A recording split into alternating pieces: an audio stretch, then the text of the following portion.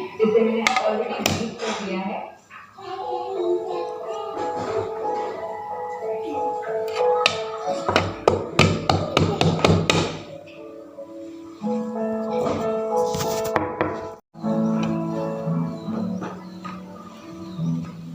और यहाँ पे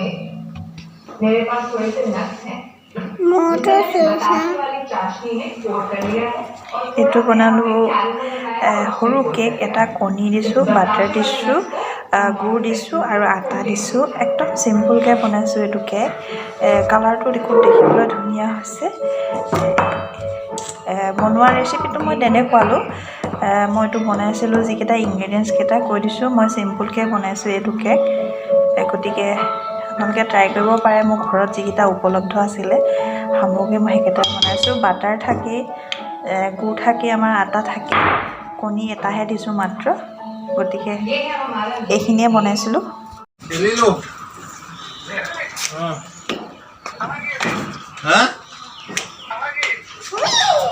এইটো মোৰ ভাইটি হয় হলী খেলিছিলে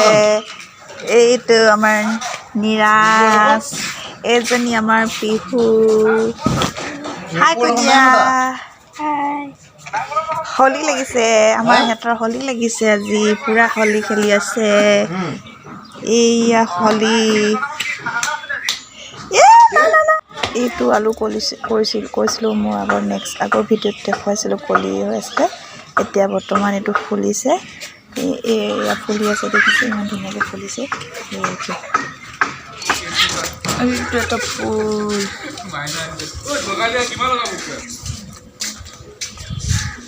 এটা নতুন ফুল ফুলি আছে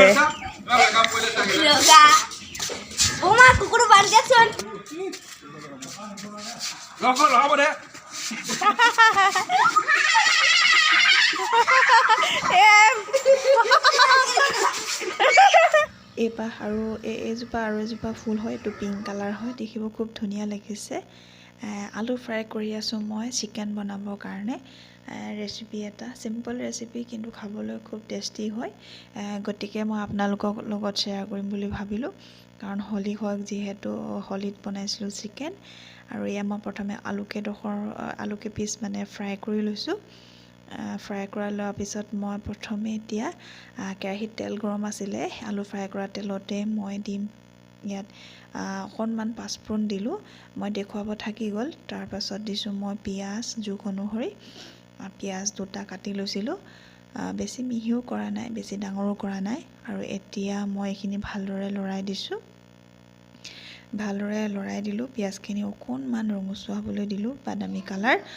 তাৰপিছত মই ইয়াত দিছোঁ নহৰু আদা এইটো পেষ্ট নহয় মই অকণমান থেতেলিয়াই লৈছিলোঁ নহৰু আদা দিছোঁ থেতেলিয়াই লোৱা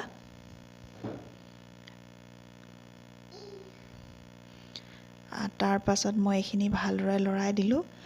লৰাই দিয়াৰ পিছত মই ইয়াত দিম বিলাহী কুটি লোৱা বিলাহী দিম তাৰপাছত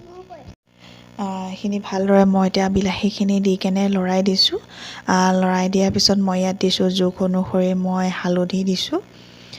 চিকেন মই বেছি নহয় আপোনালোকে দেখাম চিকেন কিমান আছে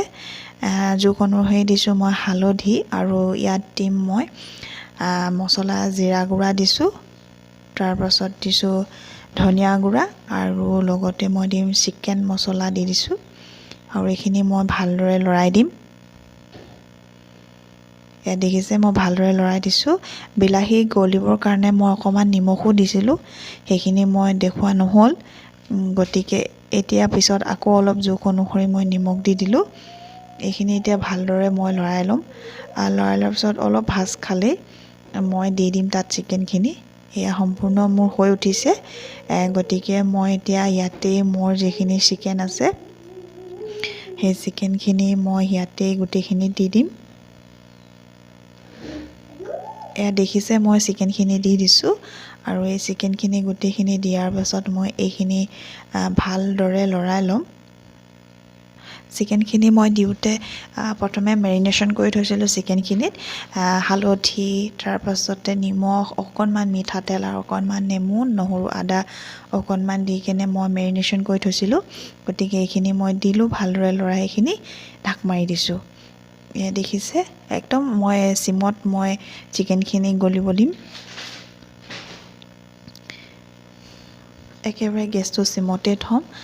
তাৰপাছত চিকেনৰ যোনটো পানী, সেই পানীটো ওলাই মেলি সম্পূৰ্ণ শুকাই যোৱালৈকে মই চিকেনটো এনেকৈয়ে থ'ম। তাৰপাছত পানীও মই গৰম কৰি থৈছোঁ চিকেনত দিবলৈ। এটা ছাইডত মোৰ গৰম হৈ আছে। এয়া দেখিছে চিকেনখিনি যেতিয়া ভালদৰে ভাজ খালে, মই মাজতে কেমেৰাটো অন কৰিব থাকি গ'ল। গতিকে সম্পূৰ্ণ যেতিয়া তেল ওলালে ছাইডৰ পৰা, চিকেনখিনি যেতিয়া তেল এৰিলে, আলু সিজি গ'ল। তাৰপিছত মই ইয়াতে পানী দি দিলোঁ। পানী দি কিনে সম্পূৰ্ণ চিমতেই মই প্ৰায় 10 মিনিট চিকেনখিনি যেতিয়ালৈকে গলি নাযায় মই সিজিবলৈ দিলোঁ। এয়া মোৰ চিকেন ৰেডি হৈ গ'ল।